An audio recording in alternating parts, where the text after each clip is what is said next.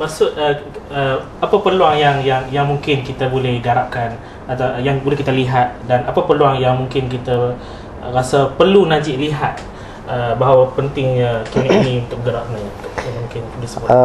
Pada pandangan saya, Najib adalah sebahagian daripada kelemahan yang ada dalam UMNO.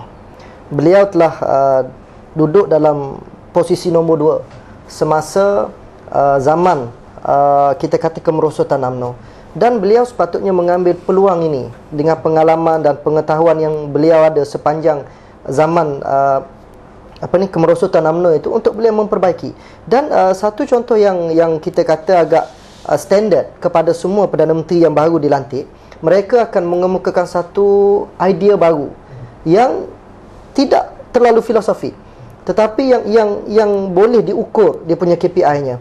Contoh Pak Lah bila naik sebagai Perdana Menteri, dia membawa satu dalam konteks agamanya Islam Hadari yang jelas dengan 10 paksinya. Kemudian beliau membawa anti rasuah, kan? Beliau membawa kepada pemerkasaan polis yang dicadangkan IPCMC walaupun gagal dilaksanakan. Tetapi Najib sehingga hari ini beliau naik sebagai Perdana Menteri, masih belum ada satu tag yang nak dibawa kepada Najib. Yang ada hanyalah One Malaysia. One Malaysia pun masih belum jelas, yang masih bersifat filosofi. Dan saya rasa kita jawab bukan filosofi rakyat. Bukan kabinet rakyat. Jadi beliau, saya melihat agak terkebelakang dari segi macam YB Usmadi sebut tadi, dia tidak mengambil peluang ini dalam keadaan beliau tahu bahawa rakyat sudah sebahagian besarnya menolak UMNO Barisan Nasional. Tetapi beliau masih lagi membawa track yang lama. 100 hari yang pertama. Kalau saudara sini Khairul Zaman sini mahu apa yang mahu Najib, Datuk Seri Najib tonjolkan? Okey, ada beberapa perkara yang saya rasa ada isu yang kritikal yang perlu diselesaikan oleh kerajaan hari ini. Yang pertama ialah isu rasuah. Isu rasuah yang membabitkan bilion duit rakyat. Yang masih lagi contoh yang membabitkan Datuk Seri Najib sendiri, isu pembelian Skopin yang belum lagi terlerai, isu Port Kelang, pelabuhan bebas, pelabuhan Port Kelang tu kan. Kemudian seterusnya isu tender kapal peronda tentera laut yang masih lagi belum diselesaikan. Dan kalau mungkin tag yang jelas ialah bila selesaikan isu ini dulu, menunjukkan bahawa kesungguhan dia terhadap rasuah. Yang kedua ialah kebebasan demokrasi media. Sepatutnya dalam negara yang sudah berada pada alah baru ini, kongkongan terhadap media ni sudah tidak perlu lagi. Dan Datuk Seri Syed Hamid Albar sendiri hari-hari terakhirnya menyebut bahawa ada beberapa akta yang sudah perlu di-abolish. Contohnya akta mesin cetak yang sudah perlu di-abolish. Jadi kalaulah Najib mengambil pendekatan bahawa beliau perlukan kembali sokongan rakyat, perkara-perkara asas ini perlu diselesaikan.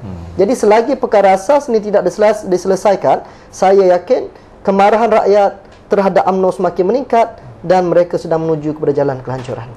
Kalau boleh saya minta izin dari YB, selain daripada 2-3 perkara yang disebutkan oleh Khairul Zaman tadi, antara perkara yang lain juga sekarang adalah seperti macam Datuk Seri Najib dinaikkan ketika mana kerosakan ekonomi sedang berlaku, kemudian krisis politik dan perlembagaan kalau disebut berlaku di Perak, kan. Termasuk juga beberapa laporan-laporan yang agak menarik dan unik, kontroversi tentang peribadinya yang dikaitkan dengan wanita Mongolia itu, dengan berkira situasi-situasi ini, dengan berkira tentang kekuatan peribadi yang ada pada Datuk Seri Najib sendiri dengan kabinet yang ada ini, mampukah beliau menangani segala masalah-masalah yang timbul sebelum ini dan selain daripada membawa Malaysia ini kepada yang lebih baik? Masalah saya di sini ialah beliau itu ialah permasalahan. Beliau itu ialah masalah. Kenapa saya kata itu? Kerana di sini ialah apa yang hilang, kita ada missing link tu dalam negara ataupun pimpinan negara ialah keyakinan. Kita panggil crisis of leadership. Kerana leadership ini, kadang saya ketawa apabila yang cuba diselesaikan masalah itu dengan KPI. KPI ni ialah management tools, alat pengurusan. Kepimpinan bukan perkara pengurusan, bukan sahaja. Pimpinan ini dia merujuk kepada satu aspek yang kita panggil, kalau saya kata aspek nilai, aspek etika, aspek yang mana dia akan menjadi satu pemacu kepada apabila orang kata apa tu bukan benda yang bersifat luaran, dia bersifat dalaman, sebab itu dikaitkan dengan pemimpin yang mempunyai karisma, credibility. Itu bagi saya bukan satu perkara yang berpijak di dalam satu vacuum. Benda-benda itu akan terselah sebabkan asas-asasnya betul, asas nilai. Seorang pemimpin itu dikatakan diyakini sebab apa? Mungkin asas etikanya. Sehingga hari ini saya rasa tidak ada orang boleh mempertikaikan credibility, saya rasa sehingga hari ini, dan juga pernyataan Tuan Guru Ni Aziz tidak boleh, sebab tidak dikaitkan dengan isu-isu yang bagi saya yang akan menghilang keyakinan orang. Buatlah macam mana pun, itu asas dia. Tetapi Najib di sini dilihat dia tidak mampu mengangkat perkara itu. Kalau yang dibawanya KPI, saya rasa mungkin kita akan ada satu laporan andaian begitu, bahawa si fulan menteri, Pak Menteri ini performanya gini ABC. Saya rasa bukan itu yang perlu dilihat. Kerana dalam krisis sekarang, saya melihat krisis ekonomi, bukan persoalannya berapa 60 bilion ke yang dilaburkan. Saya melihat semalam, saya beri peluang di media yang lain bercakap mengenai bagaimana mengkaji ucapan Presiden Obama. Di situ saya melihat satu perkara yang amat berbeza. Contohnya, apa yang berlaku di sini? Apa berlaku krisis ekonomi? Rakyat perlu berubah gaya hidup, rakyat perlu itu, rakyat perlu ini. Tetapi kita ada satu pemimpin yang berkatakan bahawa yes, this a problem is real.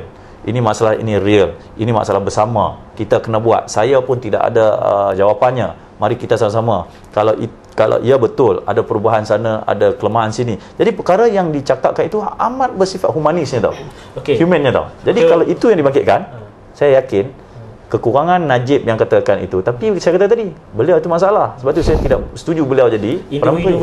Bagaimanakah wajah, bagaimanakah pemimpin, bagaimanakah yang patut mengisi satu kabinet Malaysia ini, baru kita boleh sebut sebagai kabinet ini satu kabinet yang kuat yang padu, soft, yang padu sebagainya.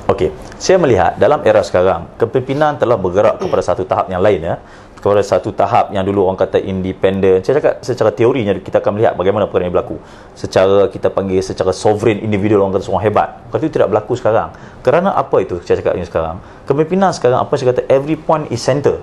Kamu mungkin berada di balik pulau, kamu mungkin berada di Kota Baru. Tetapi dengan teknologi sekarang, dengan globalisasinya sekarang, kamu mampu. Apa yang saya maksudkan di sini ialah satu kepimpinan nombor satu yang kredibel, yang cerdik, yang pentingnya tadi saya kata beretika, dan juga yang penting ini dia punya penggunaan teknologinya itu ialah semasa.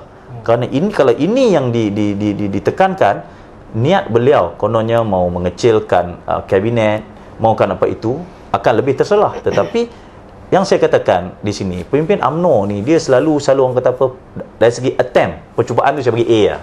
Macam Pak Lah Badawi, plan integrity, semua attempt. Attempt ni kalau dari segi undang-undang itu orang kata apa, attempt ni dia satu kesalahan juga kalau tak buat betul. So walaupun dia cuba, bila saya tengok kalau betul plan integritinya dilaksanakan, saya akan melihat masalah kredibiliti akan selesai, SPRM-nya akan selesai. Contohnya di Parlimen, Pak Lah mencadangkan rang undang-undang institusi Suruhanjaya integriti, tetapi itu tidak dibuat. Bagi saya, kalau Najib rasa kelemahannya ialah dari segi credibility, rang undang-undang itu yang dipercepatkan. Jadi di situ saya mempertikaikan keikhlasan beliau. Kalau zaman ni melihat bagaimana pula kan? Kalau tadi YB ada sebut lebih kurang 4 kalau saya dapat hitung. Kalau kamu zaman ni melihat bagaimana?